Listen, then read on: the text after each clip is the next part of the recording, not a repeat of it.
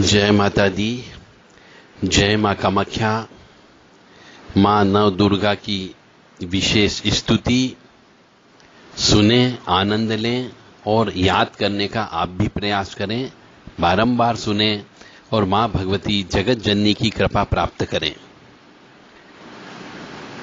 यह स्तुति पाठ शुक्ल पक्ष के किसी भी शुक्रवार से शुरू किया जा सकता है।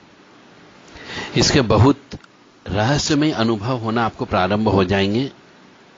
बस इतना ध्यान रखें कि जब भी ये पाठ करें पूर्ण शुद्धता, स्वच्छता, पवित्रता का ध्यान रखें।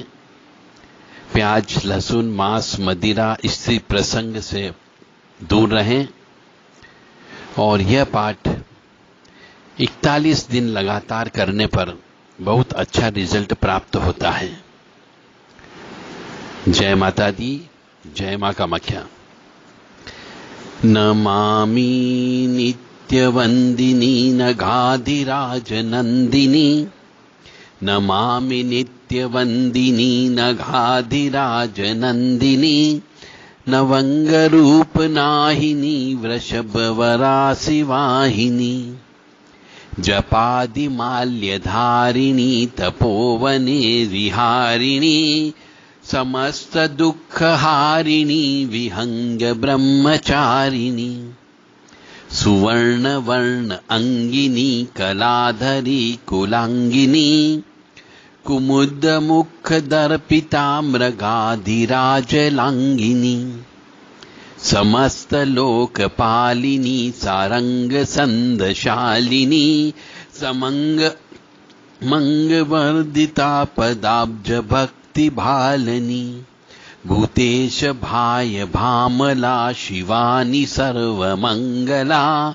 महित मोक्षदायनी वरद विराज कामला, भवानी भद्र भालिका जया जयंती जालिका, रक्ष रक्ष रालिका शिशु प्रिया शिवालिका, सहस्र मुख संस्थिता सहस्र रूप कामदा, सहस्र भुज संगिनी सहस्र नाम शारदा, क्लींकला कामेश्वरी महाकला महेश्वरी, जगत जीवा जगद्विजा जगत्रयी जगेश्वरी, सुरम्य रूप रंगिता ललाम लाल मंडिता, भुवाल ब्याल बंदिता सुसेव्य सर्ववंदिता, त्रयी त्रिपुर सुंदरी निरंजना निशुंभरी,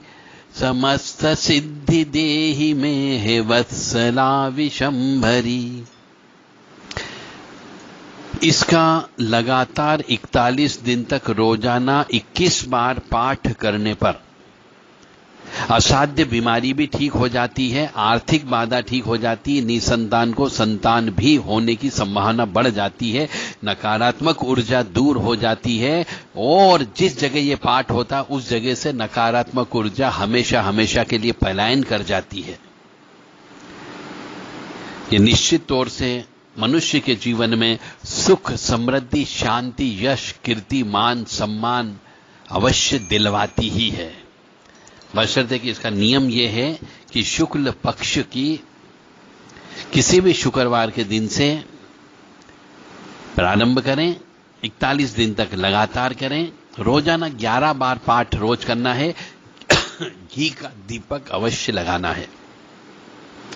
एक बार और पाठ कर देता हूं ताकि आप उनके शब्दों को, वर्डिंग्स को सुन सको, समझ सको और सुन सकें और आराम से उसको लिख भी सकें।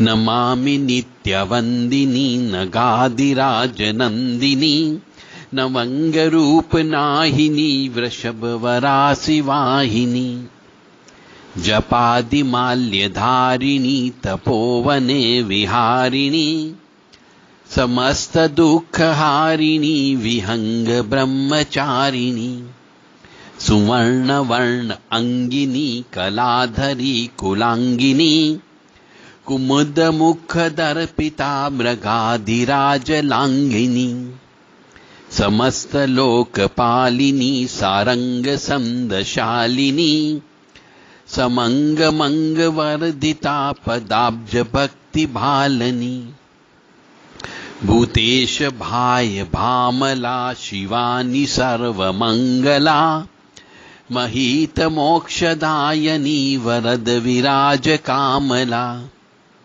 भवानी भद्र भालिका जया जयंती जालिका रक्ष रक्ष रालिका शिशु प्रिया शिवालिका सहस्त्र मुख संस्थिता सहस्त्र रूप कामदा सहस्त्र भुज संगिनी सहस्त्र नाम शारदा क्लींकला कमेश्वरी महाकला माहेश्वरी जगज्जीवा जगद्विजा जगत्रयी जागेश्वरी सुरम्य रूप रंगिता ललाम लाल मंडिता भुवाल ब्याल बंदिता सुसेव्य सर्ववंदिता त्रयी त्रिपुर सुंदरी निरंजना निशुंभरी समस्त सिद्धि देहि में वत्सला विशंभरी। 3 मिनट की स्तुति है। 11 बार करने पर आधे घंटे से ज्यादा नहीं लगेगा और आप अपनी वांछित चीज को प्राप्त कर सकते हो। बोलने में बड़ा आनंद आता है और जब तक बोलते हैं आप शायद इस दुनिया में नहीं होंगे, ऐसा मैं महसूस करता हूं। इतना डूब जाना पड़ेगा कि इसको दिल से आपको गाना है, आत्मा से इसको बोलना है। और जब तक आप बोलते रहोगे शायद आपको अपने शरीर का कष्ट महसूस नहीं होगा, आपकी परेशानी महसूस नहीं होगा, बीमारी महसूस नहीं होगी। यानी कि आप उस जगत जननी से आपके संपर्क अवश्य बनेगा। यदि कोई मनुष्य भजन करता है तो तरन्नुम अवस्था में पहुंच जाता है, यानी जब तक उसका भजन चलता है तब तक वो अपने आप को भूल जाता है कि वो कहां था, किस जगह बैठा हुआ था, कौन उसके माता पिता थे, कौन उसके भाई हैं, कौन पत्नी है, यह सब भूल जाता। उसी को तरन्नुम अवस्था बोलते हैं, उसको ध्यानस्थ अवस्था बोलते हैं, उसी को हंसम अवस्था बोलते हैं। इसलिए ईश्वरी शक्ति में लीन हो जाओ, ईश्वरी शक्ति से मिलन करो, या आत्मा को उस परमात्मा से मिलाओ। और उसके लिए आपको राग चाहिए होता है, संगीत चाहिए होता है, उसके लिए उसमें डूबना होना चाहिए। इसलिए मेरा आप सभी से निवेदन है कि आप अपने इष्टधात्री या इष्टधात जो भी हैं, देवी देवता, उनकी स्तुति का गान करें, पाठ करें, हवन करें, जप करें, तप करें, ताकि कुछ देर इस जीवन का, इस नश्वर शरीर का 10% हिस्सा आप ईश्वर के शरण में लगा सकें, ईश्वर की आराधना में लगा सकें। मेरी ये इच्छा है और ऐसा करने पर ही आप उस सोहम की अवस्था तक पहुंच सकते हो, उस हंसम की अवस्था तक पहुंच सकते हो। क्योंकि जो मनुष्य ईश्वर की शरणागत में रहेगा वही मनुष्य अचानक उठने वाली बीमारियों से, अचानक आने वाली आपत्तियों से बचा रहेगा। इसलिए भगवान की शरण में जाइए और जप तप करिए। हर सांस में, हर पल में, हर प्रतिक्षण में ईश्वर का नाम लीजिए और सुखी समृद्ध जीवन व्यतीत करें।